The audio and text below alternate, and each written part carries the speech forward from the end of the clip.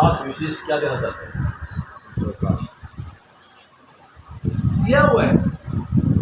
खास विशेष क्या देना होगा एजुकेशन? खास विशेष ये देना होगा कि भाई हम लोग अपने स्कूल के एटमोसफेयर को बदलें। वो भी मैं नहीं बदलूँ, वो भी इसी गांव के लोग बदलेंगे। अगर उन्होंने ये तय कर लिया कि हमने अपने गांव के स्कूल को नंबर 1 बनाना है, स्कूल के आसपास शरारती तत्वों का निकलना पड़ना बंद करना है, हमारी बहन बेटियों की सुरक्षा उसकी गारंटी है, गांव सुनिश्चित कर ले तो किसी की हिम्मत कि कोई चार दीवारी की तरफ भी देख ले। दूसरी बात ये कि हमने एसएमसी बढ़ाई है, गांव की टीम्स बढ़ी है। अगर गांव के लोगों ने यह निर्णय ले लिया कि भाई हम लोग प्राइवेट की बजाय सरकारी स्कूल में जाएं, तो सरकारी स्कूल में मैंने कहा ना कितने टेस्ट क्लियर करने के बाद बहुत हाई क्वालिफाइड बच्चा जाके टीचर रखता है। प्राइवेट स्कूल में मैं अगर अभी फोन करूंगा तो 12वीं पास कर रख लेंगे, कभी ये ज़्यादा तो वही 5वीं 6वीं को पढ़ा लेगा। बहुत अंतर है। और स्कूलों में जितनी सुविधा आज सरकारी स्कूल में हाईटेक स्कूल है, आज हमारे पास जो एटमॉस्फेयर है, जो हमारे पास स्ट्रक्चर बना है, वो किसी प्राइवेट स्कूल में नहीं है। हम सारी जनता को एक निवेदन कर रहे हैं कि भाई आप लोग प्राइवेट स्कूल का में वो उसका राइट है, जन्मसिद्ध अधिकार है कि वो बच्चा कहीं भी जाके एजुकेशन ले, वो प्राइवेट में ले, वो महंगे से महंगे स्कूल में ले, या वो सरकारी स्कूल में आए। मगर मैं निवेदन ये कर रहा हूँ कि सरकारी स्कूल भी अच्छी पढ़ाई दे रहे हैं। आज मुझे बताते खुशी हो रही है कि जहाँ पे हमारा रिजल्ट 33% से लेके 42-43% तक आता था, हाईएस्ट 52-53% तक जाता था, आज हमारा वही 10वीं का रिजल्ट आज सीबीएसई को मात दे रहा है। +2 का रिजल्ट सीबीएसई को मात दे रहा है। आज हमारा 94% क्रॉस कर गया है। 84-85% से आप हमारा 10th का रिजल्ट है, जो 1-2% सीबीएसई से भी अप है। अब आप ये नहीं कह सकते तो ये कोई रिजल्ट ऐसे थोड़ी नहीं आ गया। आज हमने एजुकेशन में अलग तरह की अलग जगाई है। हमने कहा है कि भाई हम लोग पीएम श्री स्कूल खोल रहे हैं, हम लोग मॉडल संस्कृति स्कूल खोल रहे हैं, सीबीएसई पैटर्न पे हम लोग अपने बच्चों को पढ़ा रहे हैं। आज हमारे पास ऐसे स्कूल है जिसमें सुबह शाम मेरे पास इतने फ़ोन आते हैं कि इस स्कूल में बच्चे का एडमिशन करा दो। पंचकूला के तो 3-4 स्कूलों में मंत्री पागल हो गए तो एडमिशन के चक्कर में, पहली क्लास में एडमिशन नहीं हो रहा है, ऐसी हालात है। हमारे पास सेक्टर 56 फरीदाबाद में ऐसा भी स्कूल है जिसमें 1400 सीट सारी और 18,000 बच्चे उसमें एप्लीकेशन डालते हैं कि बताओ 18,000 में से 1400 बच्चा लेना। ऐसा नहीं है कि स्कूल कोई प्राइवेट ज़्यादा अच्छे और गवर्नमेंट स्कूल का भट्ठा पिट रहा है, मगर हमारी सोच पे गड़बड़ है। हम कहते प्राइवेट में। जब एक आदमी मेरे पास आया आके कहने लगा भाई साहब क्या हाल है, ठीक है, मेरा ही दोस्त था, दोनों मेरे ही दोस्त बैठ रहे, आपस में बैठ के डिस्कस करो और भाई ठीक है बढ़िया, मैं बैठे हुए थे। बोला बच्चे क्या कर रहे हैं? बोला भाई पढ़ रहे हैं। बोला कहाँ? बोला जी गाँव में। बोला गाँव में? बोला कौन से स्कूल में? बोला सरकारी में। तो छूटता पता क्या करूँ? बोला सरकारी में। बहुत बड़ा वो लगा तो मैं बेटा बेटा सुन ही रहा था। थोड़ी देर बाद वो बोला और तू सुना भाई? हाँ भाई सरकारी में मेरे तो। बोले तू बता कैसे? बोले कुछ नहीं, बोला मैं तो आया हूँ नेताजी तो। बोले क्या था? बोलो बालक का थाए की उकड़ी बात बन जाए तो। बोले क्या मैं सरकारी में? उसने उसको इतने तरीके से बात की, बोले सरकारी में मतलब बच्चा पढ़े प्राइवेट में तो स्टेटस है, नौकरी सरकारी करे तब उसका स्टेटस खत्म नहीं होता। तब मैंने कहता मैं प्राइवेट में कर रहा हूँ। उसने भी तुरंत कहा अच्छा सरकारी में नौकरी।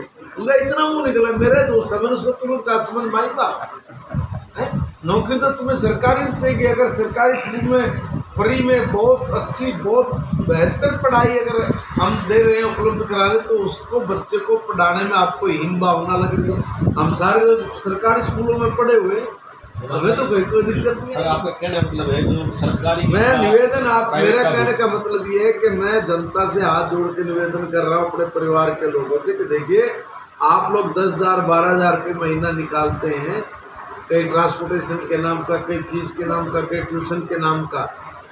आप सरकारी स्कूल में पढ़ाएंगे तो बहुत बेहतर सुविधा हम लोग उपलब्ध करा रहे हैं। एक बड़ी बात की और मैं घोषणा कर रहा हूँ, जो आज तक कभी किसी ने सोची भी नहीं, मैं उसको कर रहा हूँ। हमारे बच्चे नीट का एग्जाम देते हैं तो कोई लोग राजस्थान में एलन में पढ़ने के लिए जा रहा है, कोई आकाश इंस्टीट्यूशन में जा रहा है। माँ बाप भाई कोई न कोई एक 4 घंटे 5 घंटे बच्चे को लेके जा रहा है, आ रहा है ट्यूशन के बाद वही बैठता है।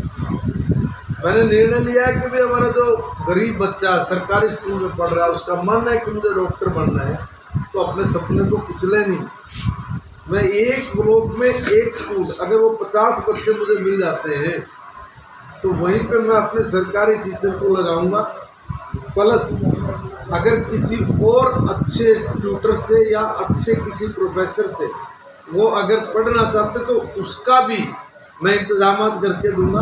आज हमारे पास बहुत अच्छे बोर्ड्स हैं, बहुत स्मार्ट क्लास है, उसमें बच्चे पढ़े तो 50 बच्चे तक अगर होते हैं, 40 से 50 बच्चे तक, तो मैं वहीं पे उनको ऐसी व्यवस्था करके दूंगा कि उनको कहीं जाने की जरूरत नहीं पड़ेगी। और बच्चे कितने भी स्कूल हों, मुझे तो बच्चे चाहिए, अगली चीज़ों की मुझे चिंता नहीं है।